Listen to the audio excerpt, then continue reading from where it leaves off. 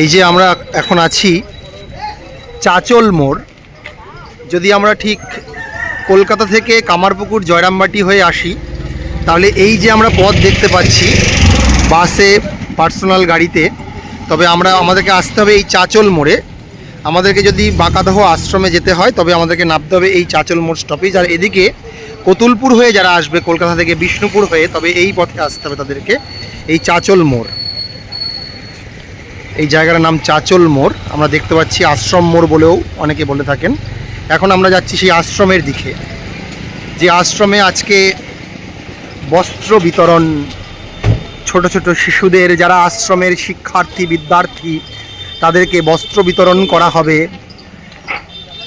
শ্রী শ্রী শারদীয়ার প্রাককালে ছোট ছোট শিশুদের হাতে বস্ত্র তুলে দেওয়া হবে। আজ এই ক্ষুদ্র প্রয়াস বাঁকাদহে আজ অনুষ্ঠিত হবে এক মহা কর্মযোগীর উদ্যোগে।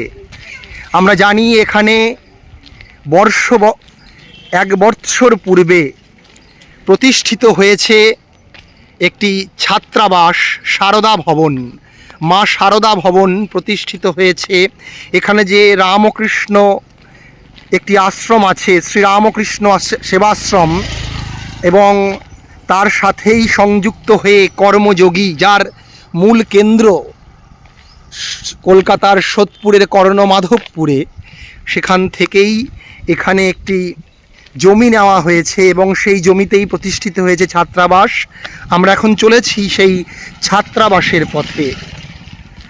সারদা ভবন আমরা দেখতে পাচ্ছি বাঁকুড়া জেলার এই যে বাঁকাদহ, এই অঞ্চল বনাকীর্ণ, চারিদিকে জঙ্গল। আমরা জয়পুর জঙ্গল বলে আমরা যে জঙ্গলকে জানি তারই এক সুবিস্তৃত যে বিস্তৃতি, যে রেঞ্জ, জয়পুর জঙ্গল রেঞ্জ, ফরেস্ট রেঞ্জ, আমরা সেই পথ ধরে জঙ্গলের মাঝেই প্রতিষ্ঠিত হয়েছে। এখানে সাধারণত যেসব শিশুরা, বালক বালিকারা পড়াশুনো করতে আসে তারা অধিকাংশই আদিবাসী জনজাতি সম্প্রদায় অধ্যুষিত অঞ্চলের অতি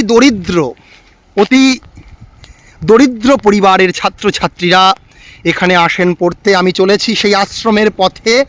আজকে সেখানে আমরা দেখাবো কিভাবে কর্মযজ্ঞ চলছে, কর্মযোগীর তত্ত্বাবধানে, কর্মযোগীর বিশেষ প্রয়াসে, কর্মযোগীর উদ্যোগে কিভাবে বহু বৎসর ধরে এখানে ঘটে চলেছে কর্মযজ্ঞ। সেই কর্মযজ্ঞেরই আজ আমরা সকলে সাক্ষী থাকব।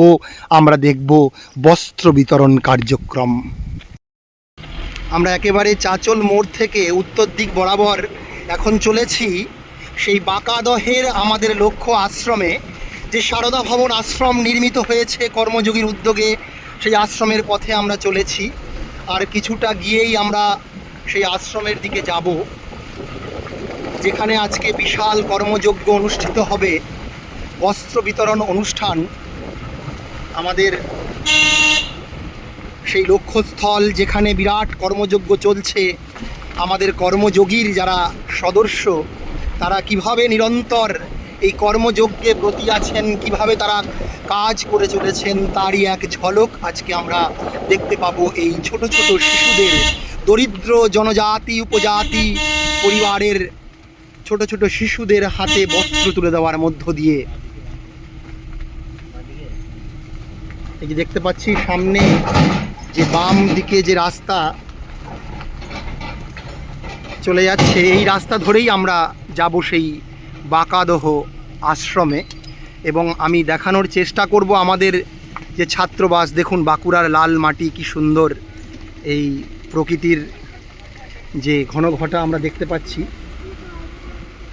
এই যে আমরা দেখতে পাচ্ছি এই যে এইটা হচ্ছে আমাদের ছাত্রাবাস। এখানে ছাত্রাবাস হচ্ছে, একটু এগিয়ে চলুন।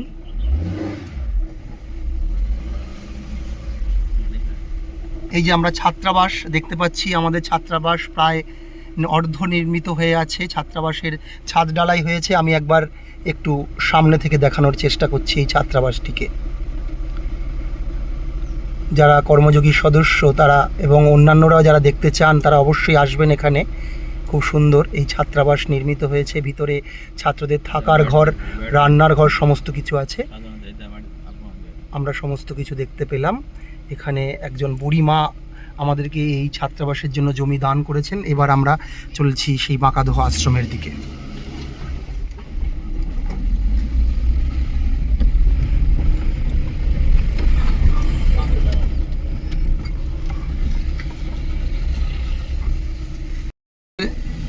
যে লক্ষ্যস্থল বাঁকাদহ আশ্রম, সেই আশ্রমে আমরা চলে এসেছি। আমরা দেখতে পাচ্ছি সেই আশ্রমের শীতল ছায়া স্নিগ্ধ যে পরিবেশ, যেখানে দেখতে পাচ্ছি ছোট ছোট ছেলেমেয়েরা দণ্ডায়মান। আশ্রমের সামনেই কাঁঠাল বৃক্ষ। পরে এই আশ্রমের সম্পূর্ণ যে পরিচয় আমরা আপনাদেরকে দেখাবো, এবং দেখাবো আজকের যে বিরাট কার্যক্রম কর্মযোগীর উদ্যোগে হবে তারও নিদর্শন।